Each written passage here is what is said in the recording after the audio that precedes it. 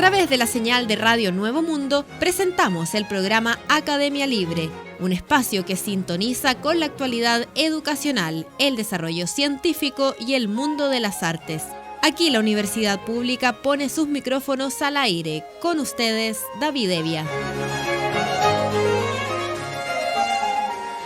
Vaya nuestro saludo a todos los auditores de Radio Nuevo Mundo que a esta hora sintonizan la emisión de Academia Libre, donde la educación, las ciencias y las artes confluyen para hacer de la creación de conocimiento un espacio público. Me acompañan Cristian Castro y Macarena Castro. Hola David y Macarena. Hola. El mundo celebró el pasado mes de febrero el Día Internacional de la Lengua Materna, una jornada que cada 21 de febrero destaca la importancia de los idiomas y el multilingüismo en la construcción de sociedades inclusivas que no dejen a nadie atrás. La Organización de las Naciones Unidas para la Educación, la Ciencia y la Cultura, UNESCO, considera que la educación basada en la primera lengua o la lengua materna debe empezar desde los primeros años de escolaridad, ya que la atención y la educación de la primera infancia son, aseguran, el pilar del desarrollo cognitivo. Este año, el Día Internacional destacó cómo la tecnología puede ayudar a impulsar la educación multilingüe y apoyar el desarrollo de una nueva enseñanza de calidad para todos. Víctor Carilaf, un profesor mapuche de educación primaria en Chile, recibió desde hace varios años el poder de las herramientas digitales y empezó en 2015 un activismo que promueve el multilingüismo y el aprendizaje del mapuzungún, el idioma mapuche, valiéndose de las redes sociales. El proyecto Quimeltuwe funde la tecnología, la educación, los conocimientos ancestrales y la cultura pop para contribuir a la enseñanza y el aprendizaje de esa lengua originaria. La Convención Constitucional de Chile, al momento de esa conmemoración, redactó precisamente una propuesta de Carta Magna y discutía justamente proponer que Chile sea un Estado regional y plurinacional. Este contexto entraña, entre otros muchísimos desafíos, avanzar en la revitalización de las lenguas originarias y el diálogo intercultural. Y la educación juega un papel fundamental. Chile ha dado pasos en este sentido. Recientemente, y a través de un proceso participativo nacional, se estableció una asignatura que los establecimientos educacionales pueden implementar para propiciar un diálogo intercultural con niños indígenas y no indígenas.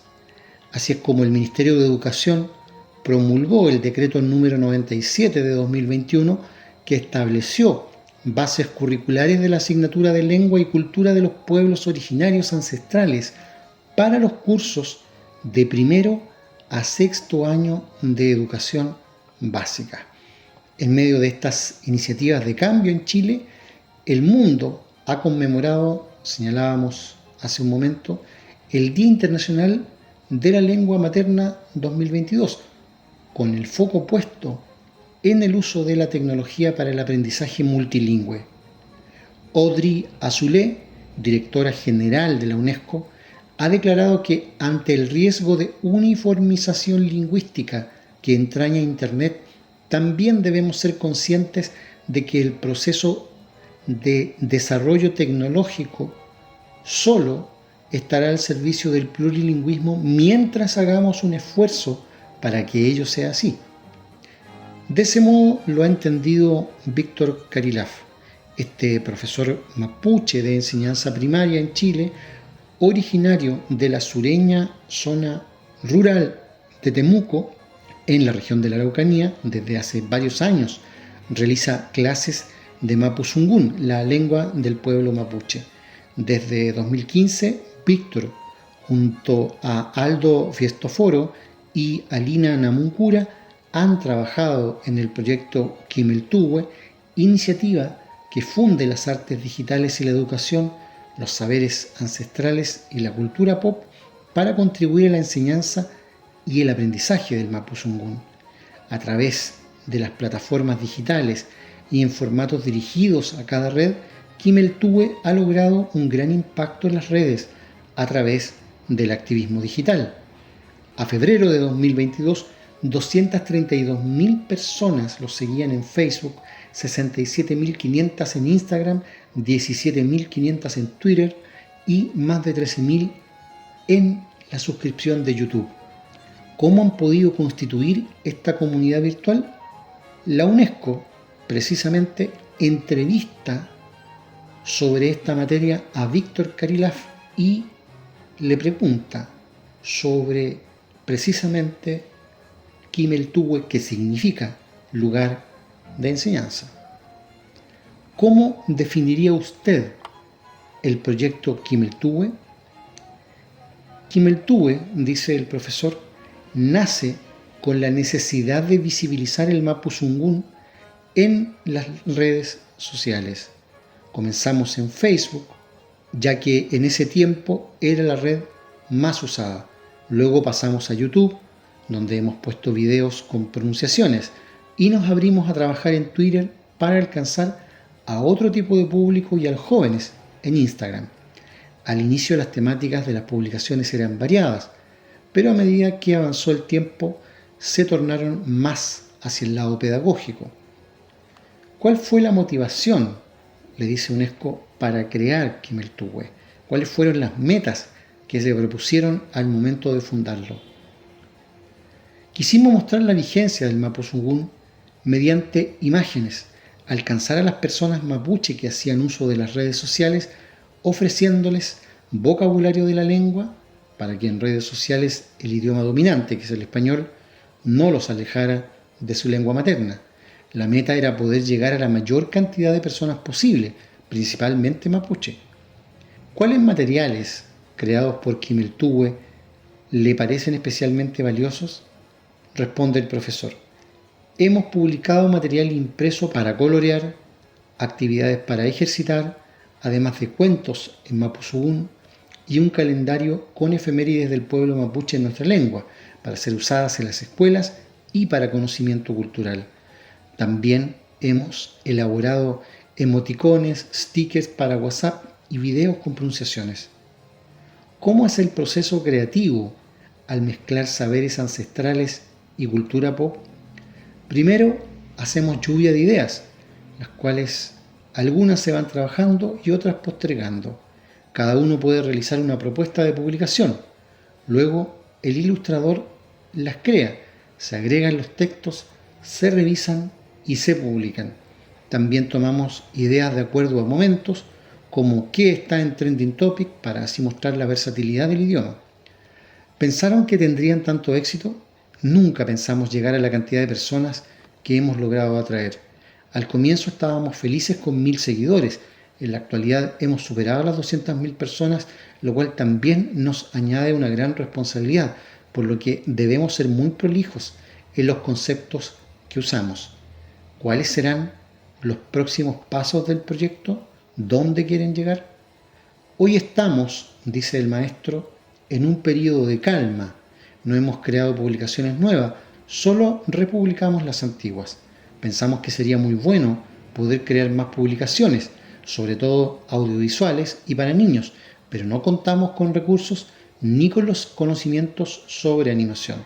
Tampoco tenemos remuneración por estos trabajos, solo saber nuestra lengua materna. ¿Qué sueña para la educación plurilingüe e intercultural en Chile? Responde el profesor a cargo del proyecto: que el mapuzungún sea una lengua de uso diario, que existan políticas públicas en la enseñanza del mapuzungún, que existan fondos para la creación de material de enseñanza-aprendizaje, que existan escuelas o colegios y sala cuna monolingüe. También me gustaría que existieran capacitaciones de saberes propios de la cultura para conservarlas, capacitaciones a educadores tradicionales en la enseñanza del idioma y remuneraciones dignas, acordes a los conocimientos de la lengua que permitan que sean un sustento y un trabajo estable. Es desde luego una iniciativa interesante, y si ha sido noticia en estos días es porque Kimeltube ha tenido, como señalábamos, ese impacto en las redes sociales. Otra cosa que está por evaluarse serán los resultados no mediáticos, los resultados de asimilación, de enseñanza-aprendizaje, que están más bien en la esfera cualitativa. Y allí, al menos, el profesor menciona un tema pendiente, absolutamente pendiente en un país como este, que es la carencia total de recursos que en el marco de una política pública puedan allegarse a iniciativas como esta o muchas otras. Pero es lo que señala Víctor Karilaf, ellos no reciben un salario de parte del Estado por esta tarea, solo cuentan con el dominio de la lengua. Y aquí pasamos a un problema de fondo. ¿Qué va a pasar con el uso de estos emoticones, stickers y demás? ¿Es posible trasvasijar esa dinámica a una lengua de cultura absolutamente oral como la que está detrás del mapudungún? Es una pregunta importante porque de lo contrario podría terminar banalizándose, con la mejor de las intenciones, el proceso pedagógico. Y todavía más complejo para el Estado de Chile es la gran incógnita que existe en esta adaptación, porque todo esto es una adaptación de la lengua mapuche. Decíamos que el mapudungún es de tradición oral. ¿Qué vendría a ser entonces enseñar esto en expresión escrita? ¿Qué ocurre con las lenguas de tradición oral cuando pasan a una dimensión de carácter escritural? ¿Quién ha dado una respuesta sobre eso? En este país, nadie. Y sin embargo, se ha echado a andar una iniciativa, repito, puede ser con la mejor de las intenciones, pero de trasvasije de una lengua a lo escrito, es decir, a la transformación de la lengua en idioma. Y vamos a ver si eso puede ser en algún sentido respetuoso de la cultura mapuche. Una cosa son las intenciones y otra cosa son los resultados. En Academia Libre, la música tiene historia, con Macarena Castro. Isidora Segers y Montenegro, soprano y compositora nacida en Madrid en 1803, llegó a nuestro país junto a su padre, quien había sido contratado por el gobierno de Chile, en 1823. Comenzó su educación musical en París y sus estudios iniciales de canto fueron con el maestro Frédéric Massimino. En paralelo, siguió sus cursos de piano, de guitarra y de arpa, así como de composición y armonía. Son muy pocas las cantatrices que hayan podido recorrer como ella un diapasón de 3 octavas justas, pudiendo dar con facilidad y de un modo lleno y sonoro el sol sobreagudo. Escribió el poeta José Antonio Sofia en su biografía de Segers. De enero de 1822 son sus primeros escritos en el pentagrama. Consisten en figuras de minuet y contradanza, en un primer periodo de gran influencia y admiración por el compositor italiano Gioachino Rossini. Escuchamos a continuación 2 de estas piezas, Las Mercedes y La Drast, interpretadas al piano por Vicente Baeza.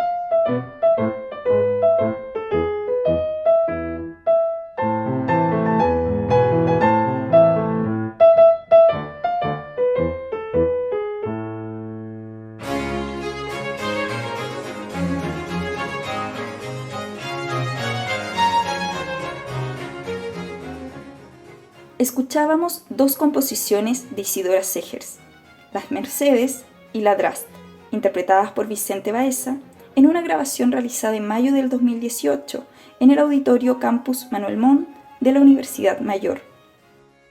Hablamos a esta hora en Academia Libre sobre actualidad en ciencia e investigación. Lo hacemos con Cristian Castro, quien nos proporciona cada semana las novedades en este plano. ¿Qué está pasando, Cristian, en materia de ciencia e investigación? En esta oportunidad tenemos noticias desde la arqueología, porque tenemos novedades con respecto a la famosa Venus de Willendorf.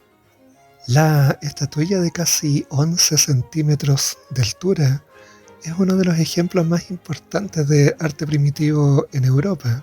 Está hecha de una roca llamada oolito, que no se encuentra en Willendorf ni en sus alrededores.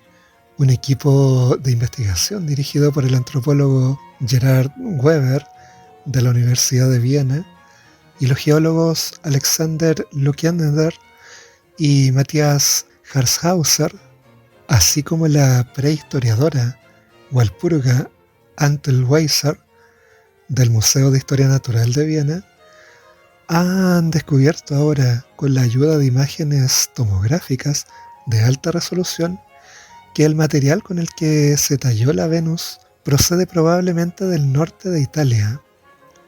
Esto arroja nueva luz sobre la notable movilidad de los primeros humanos al sur y al norte de los Alpes. Los resultados se publicaron en la revista Scientific Reports. La estatuilla en cuestión no solo es especial por su diseño, sino también por su material. Mientras que otras figuras de Venus suelen ser de marfil o hueso, a veces también de diferentes piedras, para la Venus de la Baja Austria se utilizó oolito, lo que es único para este tipo de objetos de culto. Esta obra, encontrada en el Valle de Wachau en 1908 y expuesta en el Museo de Historia Natural de Viena, solo había sido examinada hasta ahora por fuera.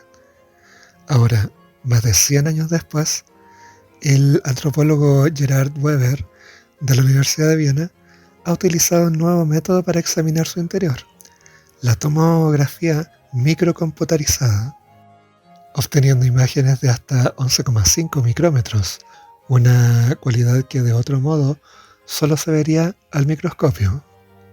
La Venus, señalan los investigadores, no parece uniforme en absoluto en su interior, una propiedad especial para determinar su origen. Así se realizaron comparativas con muestras rocosas de otras localidades, desde Francia hasta Ucrania y desde Alemania hasta Sicilia. Los datos tomográficos de la Venus mostraron que los sedimentos se depositaron en las rocas en diferentes densidades y tamaños. También había pequeños restos de conchas y 6 granos muy densos y de mayor tamaño, los llamados limonitas. Esto último explica las hasta ahora misteriosas cavidades semiesféricas de la superficie de la Venus, con el mismo diámetro. Las limonitas duras aparecieron probablemente cuando el creador de la Venus la esculpía, explica Weber. En el caso del ombligo de la Venus, al parecer, lo convirtió en una virtud por necesidad. Otro hallazgo es que el oolito es poroso porque los núcleos de los millones de glóbulos que lo componen se habrían disuelto. Esta es una gran explicación de por qué el ingenioso escultor eligió este material hace 30.000 años. Es mucho más fácil de trabajar. Los científicos también identificaron un diminuto resto de concha de apenas 2,5 milímetros de longitud y lo dataron en el periodo Jurásico. Esto descartó todos los demás posibles yacimientos de la roca de la era geológica mucho más tardía del Mioceno, como los de la cercana cuenca de Viena. También se analizaron los tamaños de los granos de las demás muestras. Se marcaron cientos, a veces incluso miles, de granos y se midieron con programas de procesamiento de imágenes e incluso manualmente. Ninguna de las muestras en un radio de 200 kilómetros de Willendorf coincidía ni de lejos. El análisis demostró finalmente que las muestras de la Venus eran estadísticamente indistinguibles de las de un lugar del norte de Italia, cerca del lago de Garda. Esto es notable porque significa que la Venus, o al menos su material, inició un viaje desde el sur de los Alpes hasta el Danubio, al norte de los Alpes. La gente del Gravetiense, la cultura de las herramientas de la época, buscaba y habilitaba lugares favorables. Cuando el clima o la situación de las presas cambiaban, se desplazaban, preferentemente a lo largo de los ríos. Este viaje pudo durar generaciones. Una de las dos posibles rutas del sur al norte llevaría a rodear los Alpes y a la llanura panónica, y fue descrita en simulaciones por otros investigadores hace unos años atrás. La otra vía para llegar del lago de Garda al valle de Wachau sería a través de los Alpes. No está claro si esto era posible hace más de 30.000 años, debido al deterioro climático que comenzó en esa época. Sería una variante bastante improbable si ya hubiera habido glaciares continuos en aquel entonces. Sin embargo, el recorrido de 730 kilómetros a lo largo del Etsch, el Inn y el Danubio siempre estuvo por debajo de los 1000 metros sobre el nivel del mar, con la expedición de 35 kilómetros en el lago Restchen. Pero las estadísticas apuntan claramente al norte de Italia como origen de la roca oolito de la Venus. Sin embargo, hay otro lugar interesante para el origen de la roca. Está en el este de Ucrania, a más de 1.600 kilómetros de distancia lineal de Willendorf. Las muestras de allí no encajan tan claramente como las de Italia, pero sí mejor que el resto de la muestra. Aquí hay una conexión interesante. En el cercano sur de Rusia se encontraron figuras de Venus algo más jóvenes, pero con un aspecto muy similar a las Venus encontradas en Austria. Los resultados genéticos también muestran que los pueblos de Europa central y oriental estaban conectados entre sí en aquella época. La apasionante historia de la Venus de la Baja Austria podría continuar. Hasta ahora, solo unos pocos estudios sistemáticos se han ocupado de la existencia de los primeros seres humanos de esta época en la región alpina y de su movilidad. El famoso Otzi, por ejemplo, solo aparece mucho más tarde, concretamente hace 5.300 años. Queremos utilizar estos resultados de la Venus y nuestra nueva red de investigación vienesa en cooperación con la antropología, la arqueología y otras disciplinas, para seguir aclarando la historia temprana en la región alpina, concluye Gerhard Weber. Por lo tanto, estos nuevos antecedentes nos permiten redibujar las rutas que tomaron nuestros primitivos antepasados. Ya en ese tiempo existía una clara intencionalidad de dejar registro de cómo el hombre ocupa un lugar y al mismo tiempo va generando sus modos de ser, sus modos de estar en el mundo y dar testimonio de aquello. Por tanto, es una investigación que reviste gran importancia en el sentido de poder arrojar más luces sobre ese pasado que constantemente se reescribe para dar cuenta de cómo ha sido el trayecto de nuestra tan particular especie. Y no menos importante es destacar el hecho de que esta investigación ha contado con investigadoras de diferentes latitudes y abarca también un territorio que involucra a países como Francia, Italia, Ucrania, Rusia. Por lo tanto, las relaciones de colaboración en términos de generar ciencia vienen a ser sumamente importantes en este contexto de confrontación, donde se ha establecido de manera tan teatral esta lógica de los buenos y los malos. Es tan necesario tomar como referencia estos ejemplos que nos trae la ciencia en términos del trabajo colaborativo y de la necesidad de intercambiar conocimiento para generar ciencia y para generar nuevos datos que nos permiten comprendernos, en definitiva, a nosotros mismos. Muchas gracias, Cristian, por ese reporte que nos deja al día en ciencia e investigación. Vamos a la música y su historia con Macarena Castro. El historiador chileno Eugenio Pereira Salas da un lugar principal a Isidora Segers dentro de los orígenes del arte musical en Chile. Así, destaca la influencia de la compositora en el ámbito de la educación, por ejemplo, a través de la organización de tertulias. Fue precisamente en las reuniones de Carlos Drevetke donde deleitó a los invitados participando de sus conciertos privados, una instancia que dio paso entre 1826 y 1827 a la formación de la Sociedad Filarmónica de Santiago, fundada por Segers junto a dos destacados músicos de la época, José Sapiola y Manuel Robles, compositor del primer himno nacional del país. Más tarde, el 10 de abril de 1852, aparece el primer número de una inédita publicación, el Semanario Musical, donde el artista contribuyó en su creación y edición.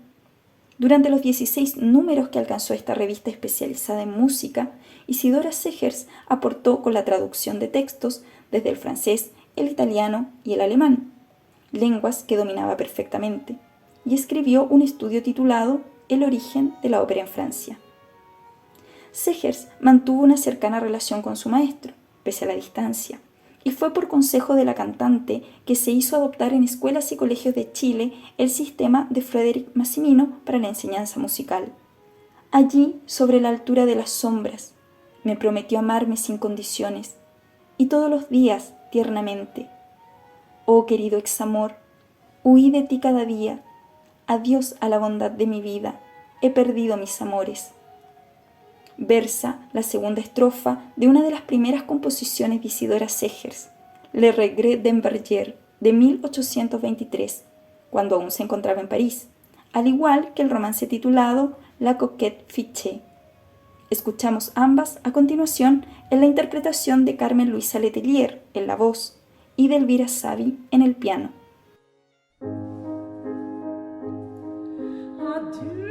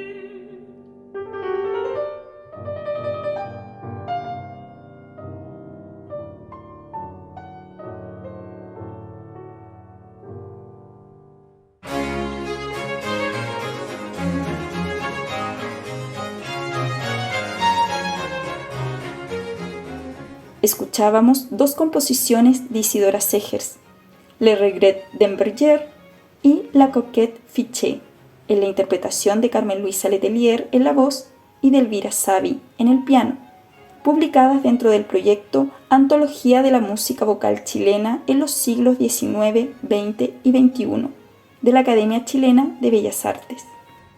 Hablamos sobre arte y cultura a esta hora en Academia Libre y lo hacemos a partir de un documento, Informe sobre Estado de la Educación Artística en Chile revela brechas para potenciar esta actividad.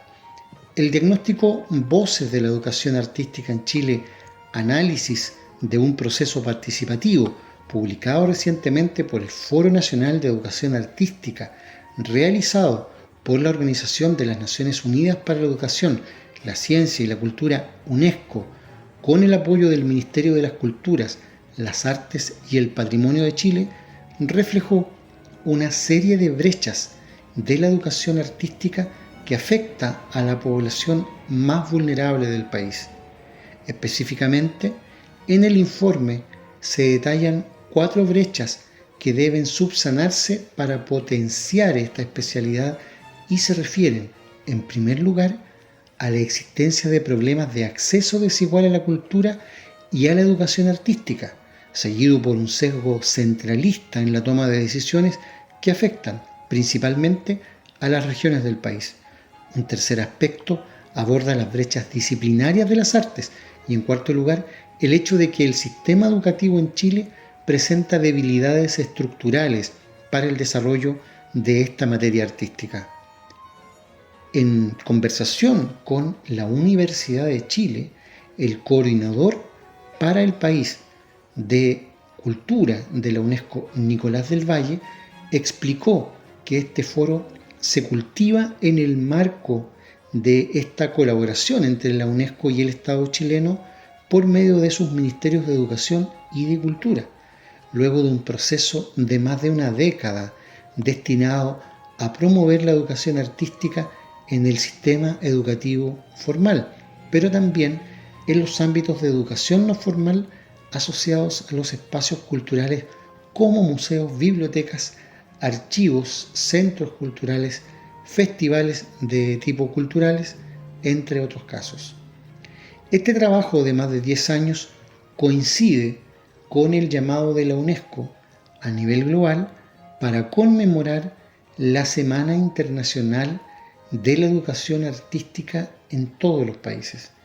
En este contexto, el Estado chileno, liderado en ese entonces por el ministro de Educación y el Consejo Nacional de las Culturas y de las Artes, tomó esa convocatoria de la Organización de las Naciones Unidas para la Educación, la Ciencia y la Cultura y comenzó a celebrar la Semana de la Educación Artística en mayo de cada año. Y eso termina en que este año 2022 se cumplen 10 años de esa conmemoración, precisa del Valle. Y señala que otro ámbito que se abordó en el foro radica en los severos impactos socioeconómicos de la pandemia de COVID-19 sobre el sector educativo y el sector cultural en específico. Además, el coordinador para cultura agrega que la UNESCO ya ha constatado, primero a nivel global, pero también a nivel nacional, que los impactos han sido muy severos. En ese sentido, es necesario revisar y diagnosticar de manera colaborativa con las personas, las comunidades y los agentes interesados cuál era la situación de la educación artística en concreto luego del impacto de esta pandemia. Además, Nicolás del Valle menciona que un tercer antecedente para elaborar este informe es que justamente el año 2022 pierde la vigencia el documento de Política Nacional de Cultura, que es entre el año 2017 y 2022, que ha tenido fuerza y vigor vinculante. Al mismo tiempo, las políticas sectoriales relacionadas con lo audiovisual, libros, fomento al lector, entre otras, también tienen que ser reformuladas para los próximos años, agrega. En ese sentido, sostiene que estos hechos presentan una ventana de oportunidad para proveer algunas orientaciones de política pública y toma de decisiones en el marco de esta reformulación de las políticas nacionales para poder concebir y poner de relieve el rol y el papel que cumple la educación artística. Y en cuanto a las brechas disciplinares de las artes, el documento señala que éstas también afectan la educación artística en el país. En ese sentido, profundiza sobre la valoración política y social de las artes y sostiene que la figura del artista es inferior en Chile si se compara con otras profesiones u oficios, lo que se refleja en la precariedad, bajos salarios, la informalidad de los contratos laborales, la ocupación intermitente y, como un resumen de lo anterior, la falta de seguridad social y laboral, a pesar de algunos avances muy tímidos en la materia. En la misma línea, en el informe también se critican los bajos recursos que son destinados al financiamiento de las artes y la cultura en el país, que reflejan una asimetría en el valor de las disciplinas, situación que se agrava con el rol secundario que las artes actualmente tienen en el currículum, en la cultura escolar y en el diagnóstico que se deriva del debate con las comunidades. En ese sentido, existe un vacío en relación a los métodos de evaluación de la educación artística y una brecha entre las disciplinas que priorizan principalmente las artes musicales y visuales. En las conclusiones finales, los participantes de la investigación apuntan a que los cambios políticos y sociales que actualmente atraviesa el país son instancias que proporcionan una oportunidad única para el mejoramiento de la institucionalidad cultural y del sistema educativo, que permita el cumplimiento de sus objetivos y el desarrollo sostenible. Asimismo, destacan que la Convención Constitucional posee las facultades que permiten reconocer a la educación artística como un derecho garantizado por el Estado de Chile, así como el carácter pluricultural de la nación. Incluso señalan que el proceso constituyente es una oportunidad para la autonomía y para que las regiones del país elaboren de manera específica e individual contenidos educativos que se ajusten a sus territorios e identidades locales. En este contexto, los documentos resultantes del proyecto tienen como objetivo informar la discusión pública y, al ser consultado sobre un eventual rol del proceso constituyente que permita revalorizar la educación artística, Nicolás del Valle señala que evidentemente estos documentos pueden formar e informar la toma de decisiones al interior de la Convención Constitucional. Son insumos para la discusión pública para tomar decisiones en diferentes ámbitos, dijo, y agregó que esta importancia se rige no solamente en un gobierno central ni en los gobiernos regionales o locales, sino también en las tomas de decisiones en un espacio cultural, en un establecimiento educativo o también en la elaboración de normas en la propia Convención Constitucional. Incluso el coordinador para Chile de Cultura de la UNESCO destacó que estos documentos reconocen a la educación artística como un derecho cultural, como un elemento clave, y aseguró que estos no solo reconocen el derecho a la educación como un derecho social, sino que también al conjunto de derechos culturales que se encuentran en estamentos normativos a nivel internacional. Esto también es interesante porque primero se promueve la educación artística como un derecho universal y segundo, también se fomenta como un factor necesario para poder realizar el derecho social de la educación, subraya Nicolás del Valle, y agrega que estos documentos proveen una visión, un paradigma educativo en torno a la educación artística, y esta concepción de la educación artística está asociada a un enfoque de derechos. Es una concepción de la educación mucho más integral que la que actualmente está siendo considerada en el país y que por primera vez, insiste, se pone de relieve con el trabajo de los convencionales al interior del debate constitucional. Claudia Uribe, directora de la Oficina Regional de Educación de la UNESCO para América Latina y el Caribe, puntualizó que el valor de este trabajo colaborativo y de diagnóstico liderado por la organización en Chile tiene un carácter marcadamente estratégico. La UNESCO tiene, dice, un compromiso de larga data de reconocer la importancia de las artes para un desarrollo inclusivo, equitativo y sostenible. La educación artística fortalecida entre los sectores de la cultura y la educación es un componente fundamental y complementario para la paz y el desarrollo sostenible, que permite y enriquece los valores fundamentales que nos conectan como sociedad, enriqueciendo las habilidades de colaboración y comprensión intercultural. Quisiera simplemente agregar una reflexión personal, porque se ha venido hablando muchísimo en las 2 últimas décadas sobre el papel que cumplen o no las asignaturas de carácter artístico en la malla curricular de los establecimientos educacionales. Generalmente, como muy bien saben los auditores, los ramos de arte son, junto con filosofía y ciencia, los primeros que sufren un cercenamiento ante la más mínima ocurrencia de una autoridad de turno. Ha pasado también con las asignaturas de idiomas. Se eliminó el par de años de francés que existía en este país con el insostenible argumento de que así, al agregar más horas de inglés y hacer desaparecer francés, los chilenos iban a ser bilingües. El resultado, después de 12 años de escolaridad obligatoria, los chilenos no saben hablar ni castellano al salir de la secundaria. Entonces se ha improvisado muchísimo. Si eso ocurre con idiomas, si eso ocurre con filosofía, con ciencia, con educación cívica, que son asignaturas que han estado honestamente entre paréntesis en el discurso de las autoridades de educación y que, como decía, son las primeras víctimas de cualquier ocurrencia de último minuto, lo que sucede con las asignaturas de arte es mucho más grave.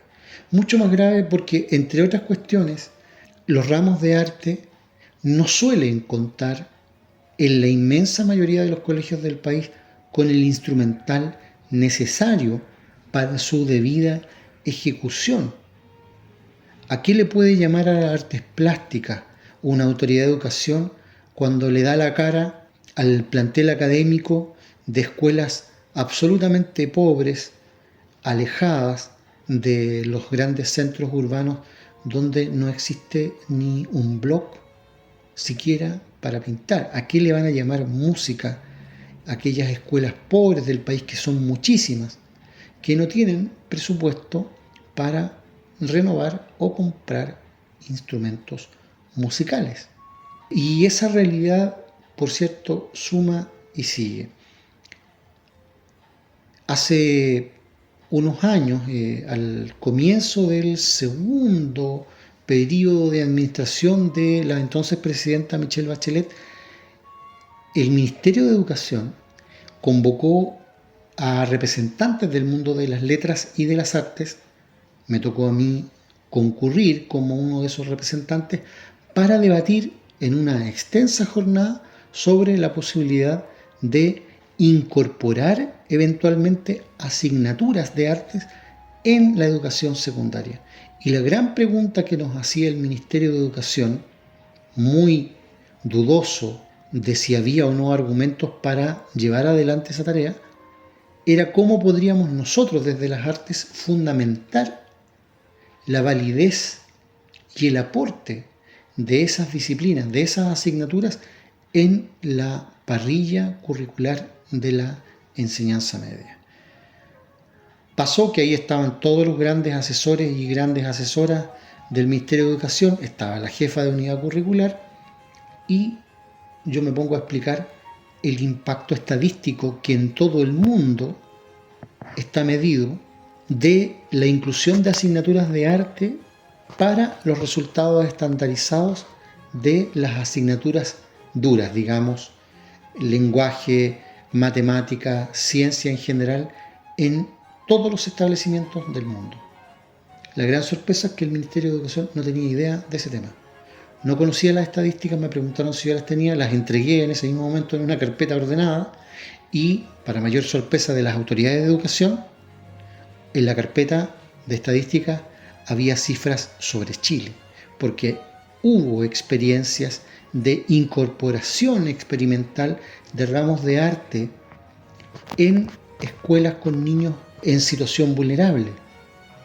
En el sur, concretamente en Cañete, una zona sumamente pobre en materia de inversión pública en educación, con resultados muy positivos para esos menores de edad, la inclusión de ramos de arte en lo que fue su posterior rendimiento en matemática, lenguaje y ciencias.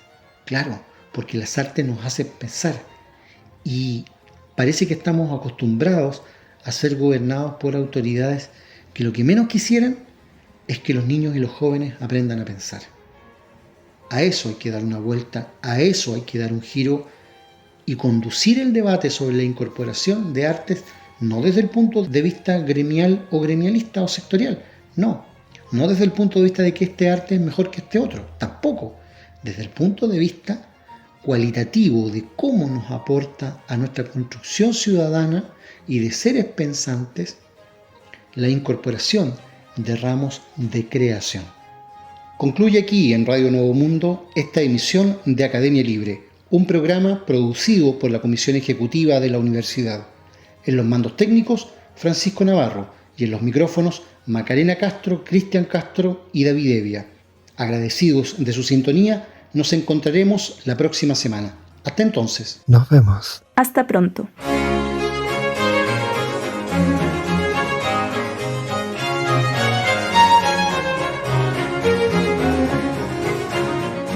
Concluye aquí este capítulo de Academia Libre, un programa que aporta miradas críticas a la construcción de la sociedad.